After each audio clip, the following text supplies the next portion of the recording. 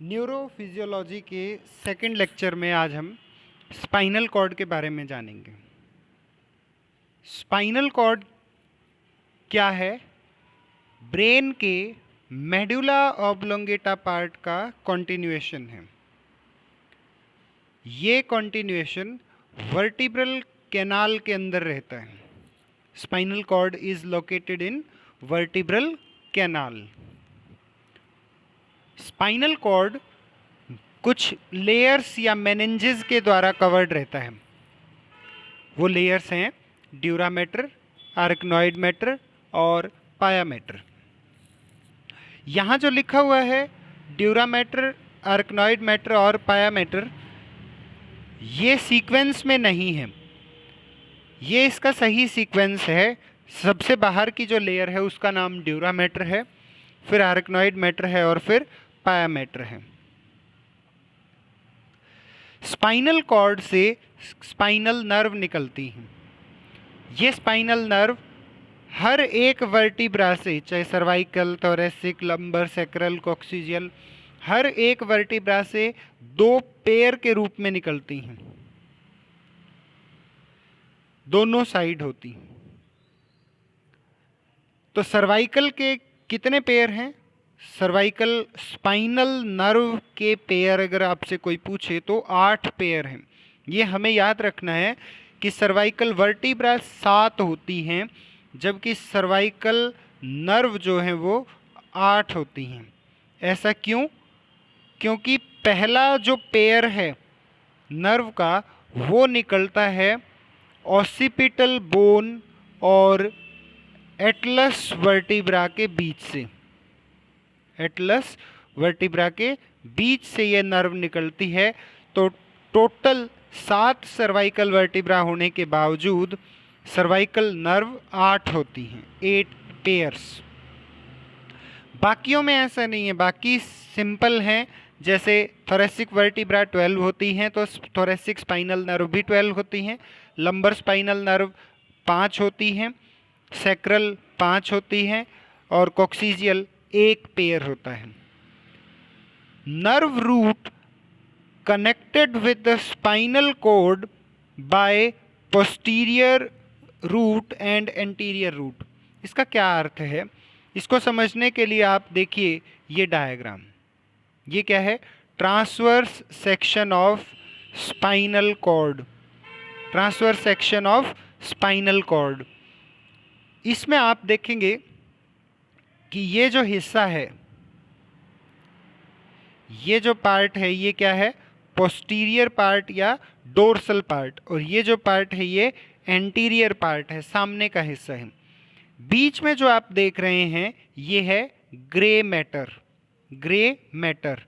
और सराउंडिंग्स में जो है वो है वाइट मैटर। White matter.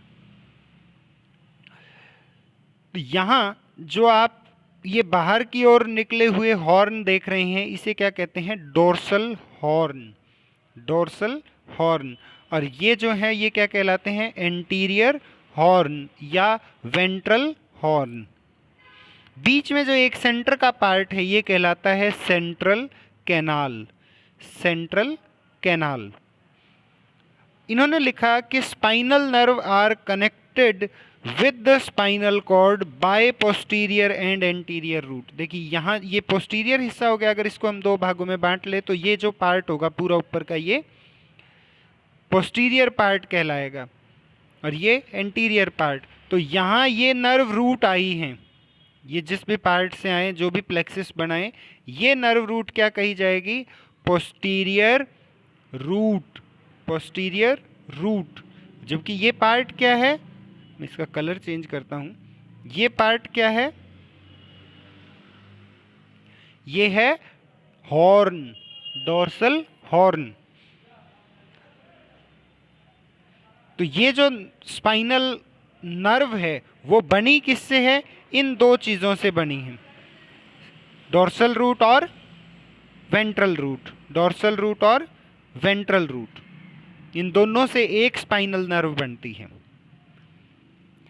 आप देखिए spinal cord has centrally grey matter surrounded by white matter.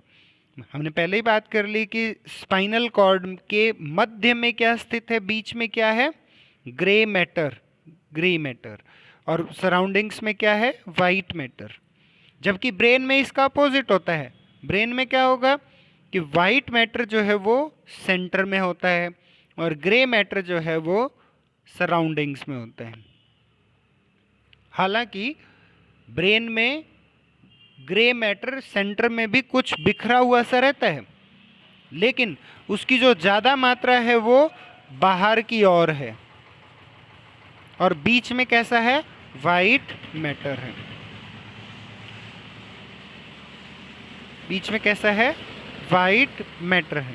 तो ये ग्रे मैटर क्या होता है एक्चुअली, हम जो बार बार कहते हैं, 12th क्लास में भी हमने खूब पढ़ा। ग्रे मैटर क्या है, कलेक्शन ऑफ नर्व सेल, या इसको और अच्छे से मैं लिखूं तो यहाँ आएगा सेल बॉडी।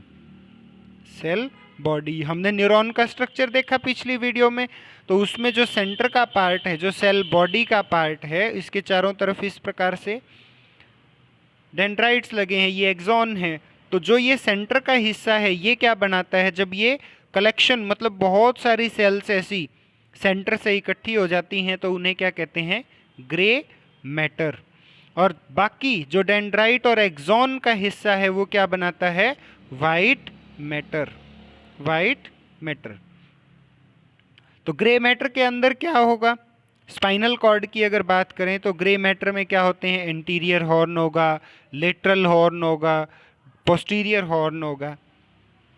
ये ग्रे मैटर के पार्ट हैं जो हमने अभी देखे कि ये हॉर्न है, ये क्या कहलाएगा, डोर्सल हॉर्न। ये बीच में क्या होगा, लेटरल हॉर्न, जो इधर होगा इंटीरियर में वो एंटीरियर हॉर्न या वेंट्रल हॉर्न।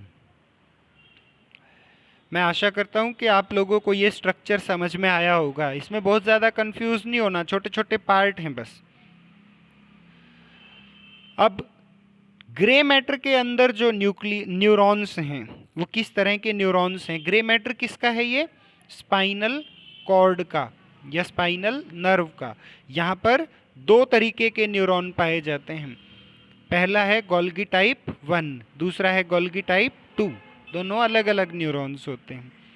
ग्रे मैटर के अंदर जो न्यूक्लियस हैं वो posterior grey horn, marginal nucleus, substantia gelatinosa, chief sensory nucleus. ये आपको बहुत ज़्यादा न्यूक्लियस याद करने की आवश्यकता नहीं है फिलहाल। आप न्यूरॉन्स किस टाइप के हैं वो ध्यान रखें थोड़ा सा। बाकी ये नाम हैं, सीक्वेंस में लगे हुए होते हैं ये न्यूक्लियस। ये न्यूक्लियस सीक्वेंस में लगे होते हैं। डोर्सल हॉर्न के ये न्यूक्लियस रहेंगे, लेटरल हॉर्न के ये न्यूक्लियस रहेंगे 2, और एंटीरियर हॉर्न के ये 3 न्यूक्लियस रहेंगी। इनको आप बहुत ज़्यादा डिटेल में ना पढ़ करके इनका नाम केवल याद रख लें। वाइट मैटर जो है surrounds the grey matter, it is formed by bundle of nerve fibres. हमने कहा कि सेल बॉडी ने क्या बनाया, ग्रे मैटर। अब ये क्या हुए, नर्व फाइबर। तो ये नर्व फाइबर क्या बनाते हैं, white matter. White matter 2 number का क्वेश्चन आता है, ग्रे मैटर क्या होता है, वाइट मैटर क्या होता है। तो आप सिंपली लिखिए white matter is a bundle of nerve fibre, bundle of nerve fibre. इसके जो 3 पार्ट होंगे जैसे हमने पहले देखा, anterior white column, lateral white column और पोस्टीरियर वाइट कॉलम। कुछ भी नहीं है, सिंपली जैसे ग्रे मैटर के 3 पार्ट थे, anterior horn, posterior horn, lateral horn. तो वाइट मैटर को हमने किस नाम से डिनोट किया है, कॉलम से, white column, anterior white column, lateral white column और posterior white column. White matter tracts are highways for nerve impulse propagation. अब ये काम क्या करते हैं, अलग अलग ट्रैक्ट्स बनाते हैं, अलग अलग ट्रैक्ट्स होते हैं स्पाइनल नर्व से। क्या होगा कि जब हमें कोई स्टिमुलस मिलता है, भाई हमारी नर्व फाइबर तो हाथ में या पैरों में है, सेल बॉडी हर जगह नहीं होती है। सेल बॉडी कहाँ स्थित है, स्पाइनल कॉर्ड में स्थित है। जो अलग अलग प्लेक्सस बने हैं वहाँ इनकी सेल बॉडी रहती है, या कहें कि ग्रे मैटर वहीं पे होता है। तो क्या होगा, जब भी कोई संदेश आएगा तो वो संदेश पास ऑन करने के लिए एक पूरा ट्रैक बनाया जाता है।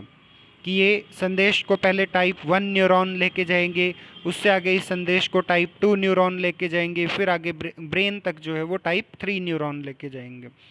तो जब कोई इफेक्टर पार्ट है, इफेक्टर पार्ट का मतलब क्या होता है, जैसे मान लीजिए आपको हाथ में कुछ चोट लगी है, तो वहाँ पर हाथ की उंगली में जो दर्द है, उंगली क्या कहलाएगी, इफेक्टर पार्ट। वहाँ से उस पेन के सेंसेशन को स्पाइनल कॉर्ड तक या कहें कि स्पाइनल नर्व तक छोड़ना, ये टाइप 1 का काम होगा। स्पाइनल नर्व से वो मेडुला ओब्लोंगेटा में जाता है या हाइपोथैलेमस में सेंसेशन जाता है, सबके अलग अलग सेंटर बने हुए हैं, इसीलिए ये काम इतना सटीक हो पाता है कि दर्द का पता लगता है तो दर्द ही होता है, टेम्परेचर बढ़ता है तो उसका हमें अलग से पता लगता है। और हाइपोथैलेमस से फिर हायर सेंटर या सेरिब्रल कॉर्टेक्स तक तीसरा कोई न्यूरॉन लेके जाता है। तो ऐसे समझ लीजिए कि 3 डिलीवरी बॉय हैं, है ना। तो वो तीनों अलग अलग उस सामान को कैरी करते हैं, एक किसी रास्ते पर छोड़ देगा, वहाँ से दूसरा ले लेगा और फिर उस वहाँ से आगे कोई तीसरा उसे पकड़ लेगा। तो ये क्या है, प्रोपेगेशन, इसी को हम क्या कहते हैं, ट्रैक्ट्स, ठीक है। नर्व का या सेंसेशन का संचार होना ट्रैक्ट्स कहलाते हैं। The white matter tracts are highways, ये हाईवे का निर्माण कर दिया है इन्होंने, ठीक है। तो sensory nerve impulses travels for toward the brain and motor output travel from brain. ये हम जानते ही हैं कि जो सेंसेशन होंगी तो वो इफेक्टर पार्ट से कहाँ जाएंगी, ब्रेन की तरफ, फिर ब्रेन संदेश देगा कि आपको क्या करना है। तो ये पार्ट क्या कहलाएगा, मोटर, और ये पार्ट क्या कहलाएगा, सेंसरी। इस प्रकार से 2 नर्व फाइबर बनते हैं, एक होते हैं असेंडिंग नर्व फाइबर और दूसरे होते हैं डिसेंडिंग नर्व फाइबर। देखिए पहले नाम से ही समझ लीजिए, असेंड करना मतलब चढ़ना, आरोही, है ना, कहते हैं ना असेंडिंग क्रम में इन संख्याओं को लिखिए, तो बढ़ते क्रम में। जब इफेक्टर पार्ट से ब्रेन की तरफ कोई चीज़ जाएगी तो क्या कहलाएगी, आरोही या असेंडिंग ट्रैक्ट, ये रास्ता क्या कहलाएगा, ये highway, ascending tract.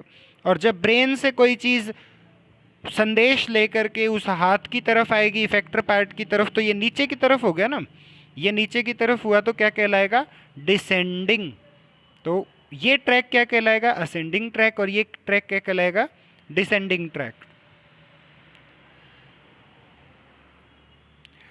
Ascending tracts carry sensory information from sensory neuron of body up to the brain, ये ब्रेन तक लेके जाएंगी। Nerve impulses from sensory receptor travels along 2 main route, तो 2 रूट इनके बनते हैं, एक होता है स्पाइनोथैलेमिक ट्रैक और एक होता है पोस्टीरियर कॉलम। अब देखिए नाम समझिए, नाम क्या लिखा है, स्पाइनोथैलेमिक, स्पाइनोथैलेमिक, दोनों को अलग अलग समझ लीजिए। स्पाइनो मतलब कहीं ना कहीं स्पाइनल कॉर्ड का इसमें मिलान है कि स्पाइनल कॉर्ड से संबंधित है। थैलेमस मतलब हाइपोथैलेमस से ये संबंधित है। और तीसरा क्या लिखा, पोस्टीरियर कॉलम, पोस्टीरियर कॉलम। हमने कहा था ना 3 ट्रैवल एजेंट हैं, तीनों अलग अलग कैरी करेंगे उस एक ही चीज़ को। सबसे पहले संदेश आएगा, कहाँ जाएगा, पोस्टीरियर कॉलम में, वहाँ से ये संदेश स्पाइनल कॉर्ड में या कहें कि स्पाइनल नर्व के साथ कैरी करेगा और वहाँ से थैलेमस को, फिर थैलेमस से आगे सेरिब्रल कॉर्टेक्स में। तो इसीलिए ये ट्रैक क्या कहे जाते हैं, स्पाइनोथैलेमिक ट्रैक्ट कहे जाते हैं, स्पाइनोथैलेमिक ट्रैक्ट कहे जाते हैं। Spinothalamic tract convey nerve impulses for sensation of pain, temperature, itching, है ना, इस प्रकार की जो सेंसेशन है, या टिकलिंग जैसे खुजली होना, ठीक है, तो ये सब सेंसेशन को कौन कैरी करेगा, स्पाइनोथैलेमिक ट्रैक्ट। पोस्टीरियर कॉलम क्या कैरी करेंगे, कैरीज द फॉलोइंग सेंसेशन, जैसे टच है, प्रेशर है, वाइब्रेशन है, अवेयरनेस ऑफ पोजीशन, हमें पता रहता है कि किस पोजीशन में खड़ा होना है, movement of muscle, tendon, joint, ये सब कौन कैरी करेगा, पोस्टीरियर कॉलम कैरी करेंगे। तो पाथवे जो है वो दो पाथवे, डायरेक्ट और इनडायरेक्ट पाथवे, इनका भी आप नाम याद रखें, इंटीरियर कॉर्टिकोस्पाइनल और लेटरल कॉर्टिकोस्पाइनल। फिर इनडायरेक्ट पाथवे में ओलिवोस्पाइनल ट्रैक्ट, रूब्रोस्पाइनल, टेक्टोस्पाइनल, वेस्टिबुलोस्पाइनल, रेटिकुलो, बहुत सारे नाम हैं, बहुत ज़्यादा नाम हैं, इसलिए आप इनका नाम याद रखें। मैं आपको मतलब बता देता हूँ। ओलिवोस्पाइनल, ओलिवोस्पाइनल कैसे याद रखेंगे कि ओलिवो नाम का या ओलिवरी न्यूक्लियस जो है वो ब्रेन के अंदर है, ओलिवोस्पाइनल के। तो संदेश जो है वो यहाँ से और स्पाइन तक अगर कोई जाते हैं तो वो किस ट्रैक के माध्यम से, ओलिवोस्पाइनल के माध्यम से। रूब्रोस्पाइनल, रूब्रो मतलब रेड, रूब्रो मतलब रेड, तो रेड न्यूक्लियस कहाँ पाया जाता है, मिड ब्रेन में, तो वहाँ से अगर कोई संदेश स्पाइनल कॉर्ड तक जाते हैं तो रूब्रोस्पाइनल ट्रैक्ट। टेक्टोस्पाइनल, टेक्टम का जो पार्ट है ये कहाँ पाया जाता है, ये मिलेगा हमें पोन्स के अंदर, तो वहाँ से जो सेंसेशंस आएंगे वो टेक्टोस्पाइनल। वेस्टिबुलोस्पाइनर, वेस्टिबुलर न्यूक्लियस या वेस्टिबुलर पार्ट जो है वो मेडुला ऑब्लोंगेटा में होते हैं। रेटिकुलोस्पाइनल, ये रेटिकुलो मतलब रेटिकुलम या जाल बनना, ये इस तरह की जाली जो है वो मेडुला ऑब्लोंगेटा में होती है, वहाँ से संदेश स्पाइनल कॉर्ड तक भेजना, ये क्या, रेटिकुलोस्पाइनल। उसके बाद एक चीज़ आती है बेसल गैंग्लिया। बेसल गैंग्लिया क्या होते हैं, सब कॉर्टिकल मोटर न्यूक्लियाई, सब कॉर्टिकल, सब कॉर्टिकल, दोनों को अलग अलग समझ लीजिए। ये क्या है, कॉर्टेक्स, कॉर्टेक्स मतलब सेरिब्रल कॉर्टेक्स, सब उसके नीचे, तो सेरिब्रल कॉर्टेक्स के नीचे भी कुछ न्यूक्लियाई जो है वो प्रेजेंट होते हैं। उनको इकट्ठे एक जगह होने पर हम उन न्यूक्लियाइज को क्या नाम देते हैं, बेसल गैंग्लिया, बेसल गैंग्लिया। ये कहाँ प्रेजेंट हैं, सब कॉर्टिकल रीजन में, मतलब सेरिब्रल कॉर्टेक्स से अलग होते हैं ये, और ये कुछ कुछ काम जो है स्वयं कर लेते हैं और बाकी क्या करते हैं, सेंसेशंस को सेरिब्रल कॉर्टेक्स तक पहुंचाने का काम करते हैं। क्या क्या काम कर सकते हैं ये देखिए, role in control of voluntary motor activity, अगर हमारी इच्छा के साथ कोई काम करना है तो बेसल गैंग्लिया उसमें मदद कर सकते हैं, केवल रोल प्ले कर रहे हैं। इम्पॉर्टेंट जो काम है, हाँ ना जो करनी है वो तो हमारे सेरिब्रल कॉर्टेक्स ने ही करनी है, ठीक है। कंट्रोल इन ऑटोनॉमिक एसोसिएटेड मूवमेंट्स, ठीक है, ऑटोनॉमिक नर्वस सिस्टम की जो मूवमेंट्स हैं या ऑटोमेटिक एसोसिएटेड मूवमेंट्स हैं उनमें कंट्रोल। फिर role in control of muscle tone, muscle की टोन बना के रखने में हेल्प करते हैं। कोऑपरेट विद सेरिब्रल कॉर्टेक्स, ये सेरिब्रल कॉर्टेक्स को मदद करते हैं, कोऑपरेट करेंगे उसको। पेरिफेरल नर्वस सिस्टम की बात हम नेक्स्ट लेक्चर में करेंगे। Thank you.